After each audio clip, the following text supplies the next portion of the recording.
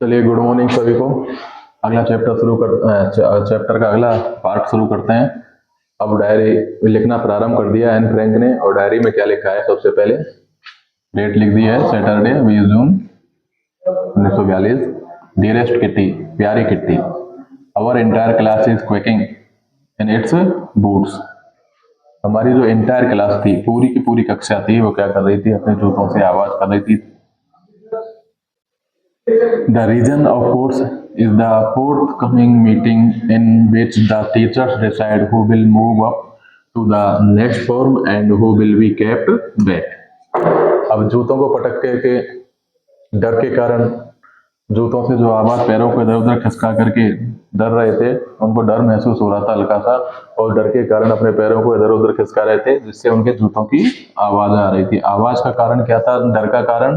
The reason, कारण क्या था? ऑफ कोर्स, जो था वास्तव में, वो था fourth coming meeting, fourth coming होने वाली मीटिंग, बैठक, जो टीचर्स की आगे बैठक होने वाली थी, मीटिंग होने वाली थी। उस मीटिंग के कारण हमारे अंदर डर बैठा हुआ था। इन विच, उस मीटिंग में क्या होने वाला था? इन विच, जिस मीटिंग में डिसाइड, ये निश्चय किया जाने वाला था, हु विल मूव अप, कौन आगे जाएगा, टू द नेक्स्ट फॉर्म, अगली क्लास में। Form means class.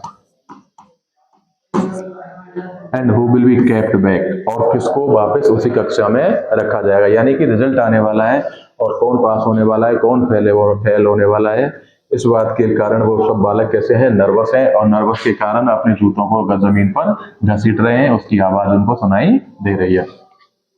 अब the class is making beds, आधी जो क्लास थी, क्लास के आधे जो स्टूडेंट थे, मेकिंग बेड्स, वो शर्त लगा रहे थे एक दूसरे से। क्या क्या शर्त लगा रहे थे? GN and I laugh our self silly at the two boys behind us, CN and jacks, who have stacked their entire holiday saving on their bet. कौन पास होगा, कौन फेल होगा, ये बालक अपने एक दूसरे से शर्त लगा रहे थे इस चीज के लिए। तो जीएन एंड आई लाफ, मैं और जीएन, मेरी मित्र जो क्लास में पास में बैठी हुई थी, वो दोनों लाफ हंसे। अवर सेल्फ स्वयं, हम दोनों को जोर से हंसी आई। सिल्ली एट दिस टू बॉयज, इन दोनों लड़कों के ऊपर। बिहाइंड अस, जो हमारे पीछे बैठे हुए थे, हमारे पीछे जो लड़के बैठे हुए थे, उन पर हमें बहुत हंसी आई। लड़के कौन कौन थे? उनके नाम दिया हुआ है, एक का नाम सीएन और एक का नाम जैक्स। सीएन और जैक्स, हु हैव स्टॉप्ड, जिन्होंने दांव पर लगा दिया, दांव पर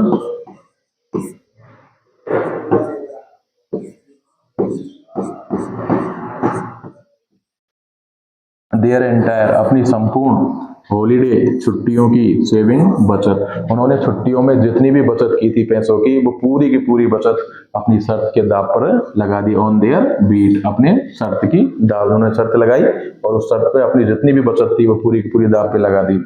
from morning to night, it's you are going to pass, no I am not, yes you are, not I am not. तो फ्रॉम मॉर्निंग से टू नाइट, सुबह से लेकर के और रात तक यही बातें होती रही। It is you are going to pass, कि तुम पास होने वाले हो। नो आई एम नॉट, नहीं नहीं मैं पास होने वाले नहीं। बच्चे आपस में बात कर रहे, एक कह रहा है तुम पास हो जाओगे, दूसरा कहता है कि नहीं नहीं मैं पास नहीं होऊंगा जस्ट, तो दूसरा कहता है यस यू आर, हाँ हाँ बिल्कुल तुम पास होगे। नोट आई एम नोट, नहीं मैं नहीं होऊंगा। तो इस तरह से बालक आपस में चर्चा कर रहे हैं।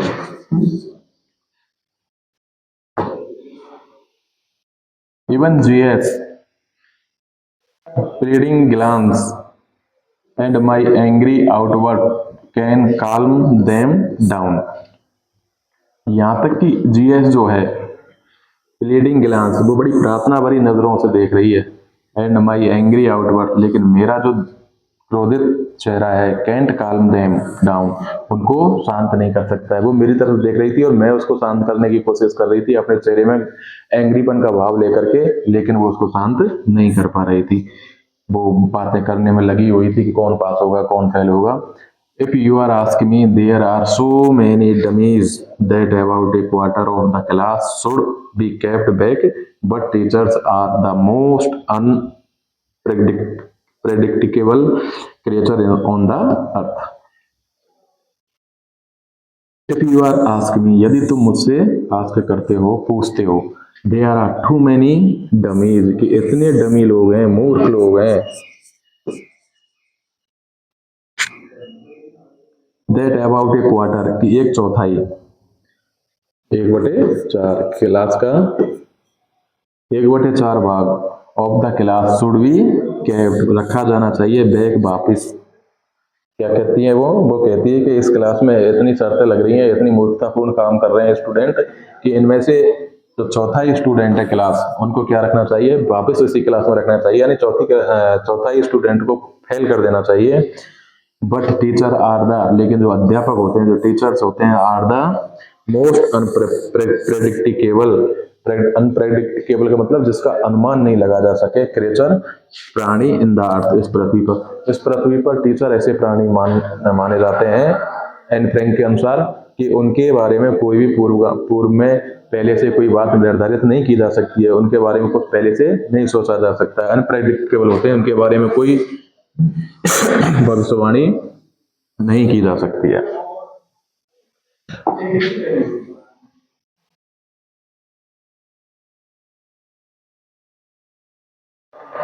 I am not so worried about my girlfriend and myself. I am not so worried, मैं ज़्यादा चिंतित नहीं थी, about my girlfriend, अपनी महिला मित्र, जो मेरी मित्र थी, जो मेरी सखी थी, उसके बारे में, and myself, अपने बारे में, यानी हम दोनों को तो विश्वास था हम पास हो जाएंगे। We will make it, हम पास हो जाएंगे, हम इस समस्या का समाधान ढूंढ लेंगे। The only subject I am not sure about the is math. The only subject, केवल एक subject I am not sure, जिसके बारे में मैं आश्वस्त नहीं थी, वो कौन सा था, अबाउट इज मैथ, वो था मैथ। केवल एक मैथ सब्जेक्ट ही ऐसा था जिसमें मुझे पास होने की उम्मीद कम थी, बाकी और विषय में मुझे कोई दिक्कत नहीं थी। Anyway all we can do it wait, फिर भी एनीवे ऑल वी कैन, जो कुछ हम कर सकते थे, do it, do is wait, वो क्या था, इंतजार। लेकिन हम क्या कर सकते थे, इंतजार कर सकते थे कि जब तक टीचर्स की मीटिंग खत्म नहीं हो, वो रिजल्ट रिपोर्ट कार्ड लेकर के नहीं आए, तब तक हम बातें ही कर रहे हैं। तो बातें करने के अलावा अब हमें क्या है, केवल इंतजार करना है कब वो आए और अपना हमारा रिजल्ट सुनाए। Until then we kept telling each other not to lose heart. Until then, तब तक हम, वी केप्ट टेलिंग, हम एक दूसरे को कह रहे थे, क्या कह रहे थे, नॉट टू लूज हार्ट, हिम्मत नहीं हारने की, अपने हृदय को दुखी नहीं करने की, हृदय नहीं खोने की। हृदय नहीं खोने का मतलब नाराज नहीं, निराश नहीं होना, हिम्मत नहीं हारना। I got along pretty well with all my teachers. I get along pretty well with all my teachers. मैं अपने सभी टीचरों के साथ कैसी थी, प्रेटी थी, अच्छी थी व्यवहार में, मेरा सभी टीचरों के साथ व्यवहार अच्छा था। सब there are 9 of them, 7 men and 2 women. There are 9, कितने टीचर थे उनके, 9 टीचर थे, जिनमें 7 पुरुष थे एंड 2 वुमेन, और 2 टीचर उसके महिलाएं थी। Mister Keesing, the old fogey who teaches math, was annoyed with me for ages because I talk so much. उनमें से एक टीचर जिनका नाम है मिस्टर कीसिंग, मिस्टर कीसिंग जो थे एक ओल्ड फोगी टीचर थे, एक पुराने ख्यालात वाले, पुराने विचारों वाले टीचर थे। वो टीचेज मैथ, और वो क्या पढ़ाते थे, हमें मैथ पढ़ाते थे। वाज एनोयड, वो हमेशा एनोयड करते थे, अनदेखा करते थे, विद मी, मुझे, फॉर एजेस, बहुत लंबे समय से, because I talk so much, क्योंकि मैं क्या करती थी क्लास में, टॉक सो मच, बहुत अधिक बातें करती थी। तो मैं क्लास में बहुत अधिक बातें करती थी, इसलिए वो टीचर जो कीसिंग टीचर थे वो मेरी तरफ ध्यान नहीं देते थे। After several warning he assigned me extra homework. After several warning, several अनेक, वार्निंग चेतावनी, कई चेतावनी देने के बाद में, he assigned me extra homework, उन्होंने मुझे क्या दे दिया, एक्स्ट्रा होमवर्क दे दिया। सजा देने के रूप में, पनिशमेंट के रूप में टीचर्स ने, मैथ वाले ने मुझे एक्स्ट्रा होमवर्क दिया। होमवर्क क्या दिया, एन ऐसे on the subject A chatter box. Homework था एन ऐसे, एक निबंध लिखना था, ऐसे लिखना था, किस पर, जिसका विषय था चैटर बॉक्स, बातूनी, बहुत ज्यादा बात करने वाला बालक बालिका। तो ऐसे विषय पर मुझे क्या लिखना था, चैटर बॉक्स पर एक निबंध लिखना था। A chatterbox, what can you write about that. अब वो लड़की सोच रही है एन फ्रैंक, चैटर बॉक्स के बारे में व्हाट कैन यू राइट, क्या लिखा जा सकता है अबाउट दिस, इस विषय पर अपन क्या लिख सकते हैं चैटर बॉक्स के बारे में। बातूनी बालक बालिका के बारे में, ज्यादा बात करने वाले के बारे में अपन कुछ भी नहीं लिख सकते, इसके बारे में पर्याप्त सामग्री नहीं है लिखने के लिए। I would worry about the letter. फिर मैंने सोचा कि आई वुड वरी, कि मैं इस बात की चिंता करूंगी, अबाउट डेट, इस बात के बारे में, इस बिंदु के बारे में जो सजा दी गई है, लेटर बाद में, मैं बाद में सोचूंगी इसके बारे में। आई डिसाइडेड, मैंने निश्चय कर लिया, मैंने निश्चय किया कि अब जो सजा मिल गई है, पनिशमेंट मिल गई है, उस पर निबंध तो लिखना ही है, लेकिन उसके बारे में बाद में सोचेंगी। आई जॉट डाउन द टाइटल, मैंने जॉट डाउन जल्दी में लिख लिया द टाइटल, ये शीर्षक, इन माई नोटबुक, अपनी नोटबुक में। मैंने ये नोटबुक में अपना शीर्षक लिख लिया कि किस शीर्षक पर मुझे निबंध लिख के लाना है। Tucked at my leg bag and tried to keep quiet. Tuck it in my bag. मैंने इसको अपने बैग में रख लिया। And try to keep quiet, और ट्राई कोशिश करने लगा टू कीप क्वाइट, शांत रहने की, मैं शांत रहने की कोशिश करने लगी। आगे देखते हैं अगला paragraph.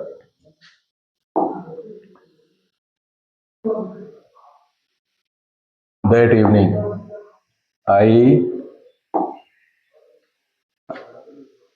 evening, after I would finish my homework, the notebook about the eyes caught my eyes. That evening, शाम को घर पर पहुंचने के बाद में जब मैं होमवर्क कर रही थी, तब की घटना है, तब की लिखती है एंड फ्रैंक। That evening, उस शाम को, after I would finish, जब मैंने फिनिश कर दिया, जब मैंने पूरा कर दिया, the rest of my homework, बाकी का मेरा होमवर्क, जो दूसरी विषय का, दूसरी सब्जेक्ट का होमवर्क था, जो मैंने पूरा कर लिया। द नोटबुक द ऐसे कॉट माई आईज, तभी मेरी आंखों के सामने वो नोटबुक आई जिस पर मैंने टाइटल लिखा था कि मुझे निबंध लिखना है। I began thinking about the subject while chewing the tip of my fountain pen. I began thinking, मैंने सोचना प्रारंभ किया about the subject, उस विषय पर। विषय क्या था? चैटर बॉक्स, बातूनी। While chewing, चबाते हुए, the tip, सिरे को, of my fountain pen, मेरे पेन के सिरे को मुंह में चबाते हुए मैंने सोचना प्रारंभ किया कि अब जिस विषय पर लिखना है, उस विषय पर क्या क्या लिख सकते हैं। Anyone could remember and leave big space between the word, but the trick was to come up the convincing argument to prove the necessity of talking. आगे लिखती हैं वो, anyone could remember, कोई भी व्यक्ति लिख सकता था या बात कर सकता है, and leave big space, leave यानी छोड़ना, big यानी ज्यादा बड़ा, space यानी स्थान, बिटवीन द वर्ड, शब्दों के बीच में। कोई भी व्यक्ति पेज भर सकता था शब्दों को दूर दूर लिख करके, इन शब्दों के बीच में ज्यादा जगह छोड़ करके। But the trick was to come up with convincing argument, लेकिन मुझे जो लिखना था वो कैसा था, ऐसा इस तरह से नहीं लिखना, लिख करके मुझे ऐसा लिखना था जो कन्विंस कर सके, लोगों को समझा सके अपने तर्क से। मैं अपने तर्क लिखना चाहती थी और सिद्ध करना चाहती थी द नेसेसिटी ऑफ टॉकिंग। क्या प्रूव करना चाहती थी? अपना तर्कों से आवश्यकता, नेसेसिटी ऑफ टॉकिंग, बात करने की। लेकिन मैं खाली जगह छोड़ करके उस पेज को भरना नहीं चाहती, फॉर्मेलिटी पूरी करना नहीं चाहती थी। इसलिए मैं चाहती थी कि मैं ऐसे तर्क दूं, ऐसे विचार रखूं जिससे कि लोगों को आवश्यकता महसूस हो, वो समझे कि टॉकिंग, बात करना कितना जरूरी है।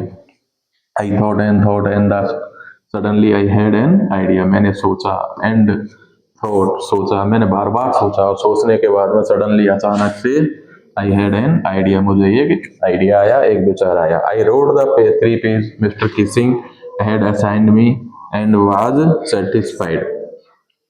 आई रोड, मैंने लिखे, 3 पेज लिख डाले। Mister Keesing had assigned me, जो मिस्टर कीसिंग ने, जो मेरे गुरु ने जो मेरे अध्यापक ने, मेरे सर ने मुझे असाइनमेंट दिया था, जो कार्य दिया था उस कार्य के लिए, एंड वाज सेटिस्फाइड, और 3 पेज लिखने के बाद मैं अपने आप में संतुष्ट हो गई कि काफी है, अब ठीक है। I regret that talking is a student's trait and that would be my best to keep it under control। आगे वो लिखती हैं, आगे सुझाव देती है, अर्ग करती है, बताती है कि टॉकिंग, बात करने की जो कला है, is a students trait, student की क्या है, विशेषता है। बात करना एक स्टूडेंट की विशेषता है। And that would be my best to keep it under control, लेकिन फिर भी मैं would best control, under control, इस पर नियंत्रण पाने की कोशिश करती हूँ। But that I would never be able to cure myself of the habit since my mother talked as much as I did, if not more than that, there not much you can do about inherited traits। आगे वो लिखती हैं कि मैं अपनी बातूनी प्रकृति पर बात करने की जो आदत है उस पर कंट्रोल करने की पूरी कोशिश करती हूँ, लेकिन I would never be able, लेकिन मैं कभी भी नहीं एबल, योग्य बन पाऊंगी, कंट्रोल कर पाऊंगी, क्योर माई सेल्फ, अपने आप पर। मेरी जो ये बात करने की प्रवृत्ति है इसको मैं कभी कंट्रोल नहीं कर पाऊंगी। क्यों? Of habit since my mother, क्योंकि जो ये आदत है, जो मेरी mother talk as much as I did, मेरी माताजी भी उतनी ही बातें करती हैं, एज मच एज, उतनी ही अधिक, जितनी आई डिड, जितनी मैं करती हूँ।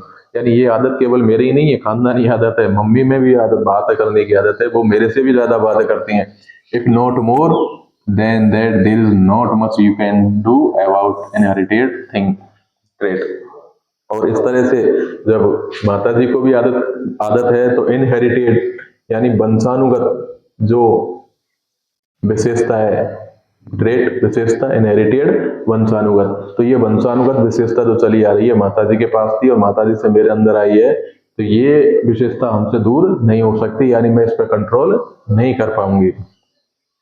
Mister Keesing had a good laugh at my argument, but when I proceeded to talk my way through the next lesson, he assigned me a second essay।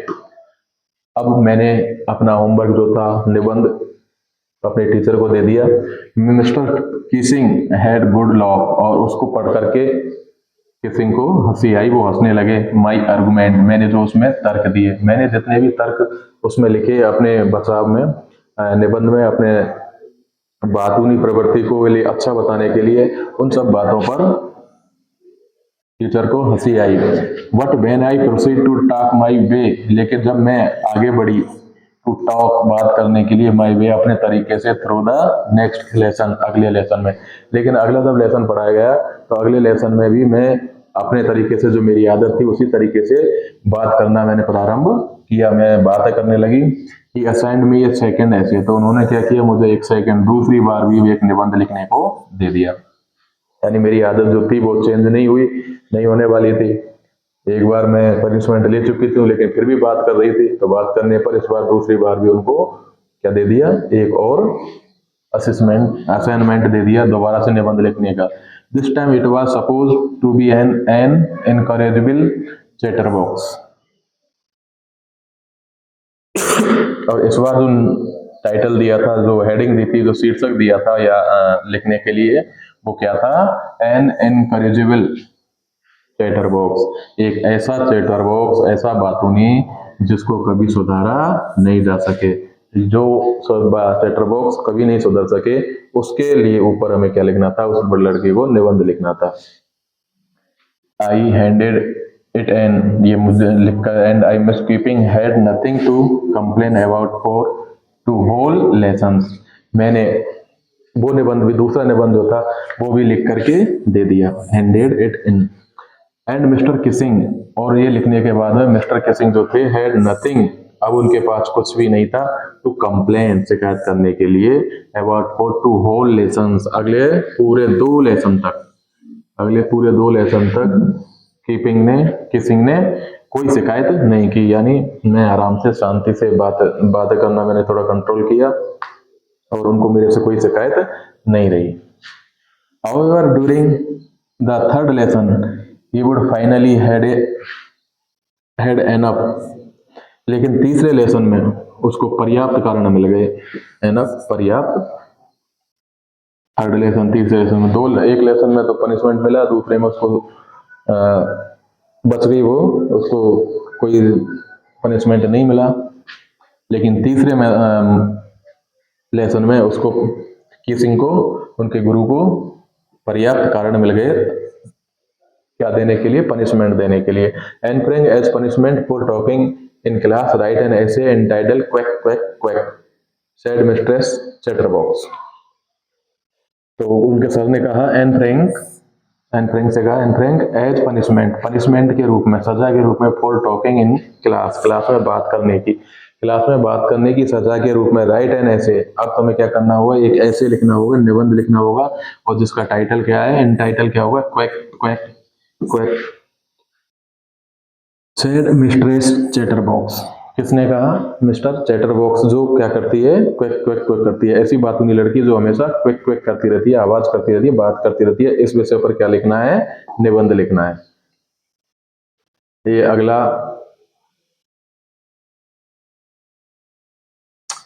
Assignment उसको दे दिया। अब क्या होता है, क्लास रोड, ये सुन करके क्लास हंसी एकदम से, दाढ़ी रोक क्विक की जो आवाज होती है वो बतख करती हैं, जो हमेशा बातें करती रहती हैं, बक बक बक बक करती रहती हैं। I had to laugh too though I would nearly execute my ingenuity on the topic of the chatterbox.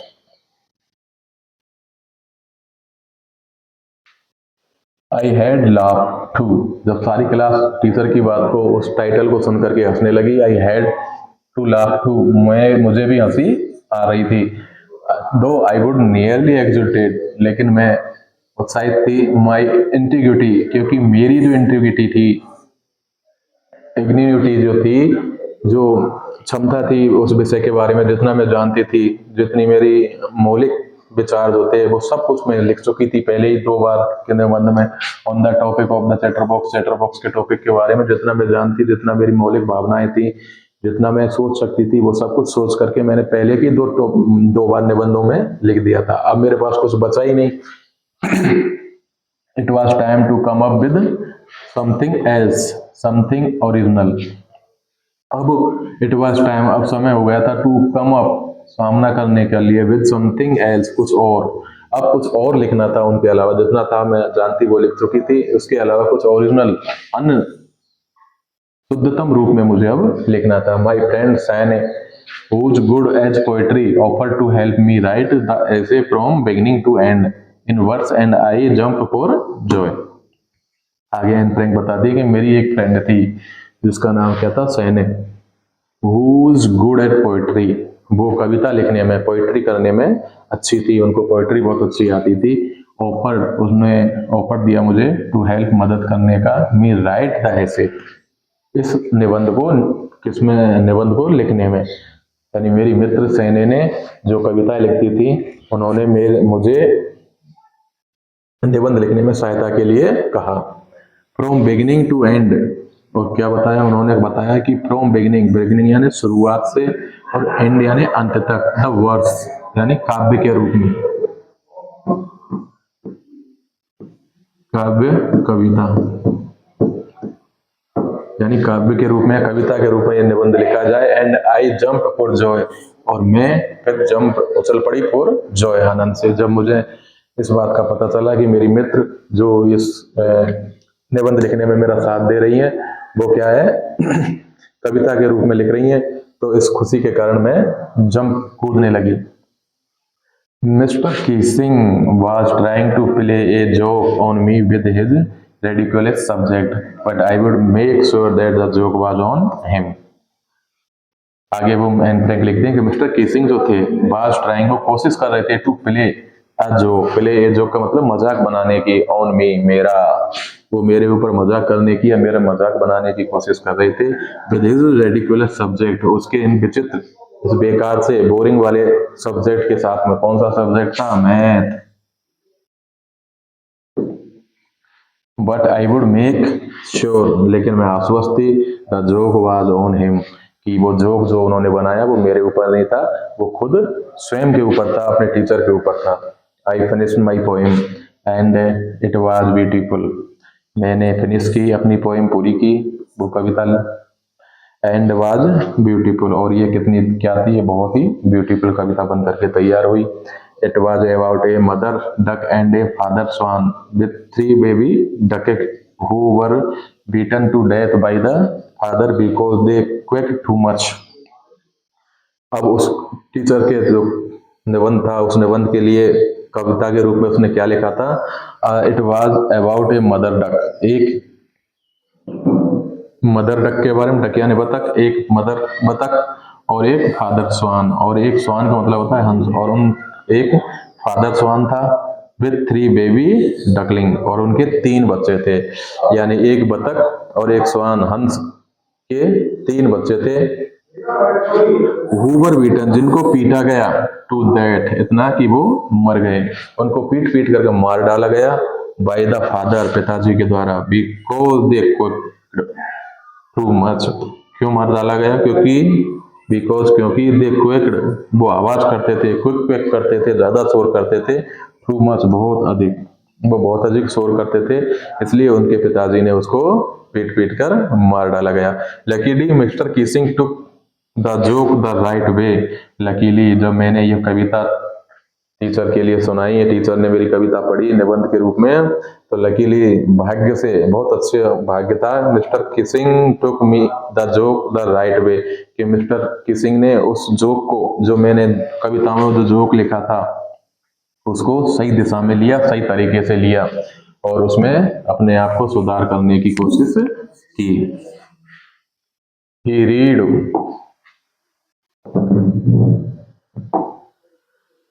The poem to the class, उसने वो पोएम क्लास के लिए पढ़ी। The poem to the class, उन्होंने वो जो पोएम मैंने लिखी वो क्लास के सामने पढ़ी।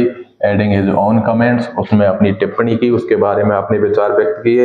एंड टू सेवरल अदर्स, और अन्य दूसरे क्लासेस एज वेल एज, और केवल हमारी क्लास में ही नहीं, उन्होंने अन्य अनेक दूसरी क्लासों में भी उस कविता को पढ़ करके सुनाया। Since then I have been allowed to talk and haven't been assigned me extra homework. Since then, तब से लेकर के, आई हैव बीन अलाउड, मुझे अनुमति मिल गई थी, टू टॉक, बात करने की, और उसके बाद में मुझे बात करने की क्लास में अनुमति मिल गई।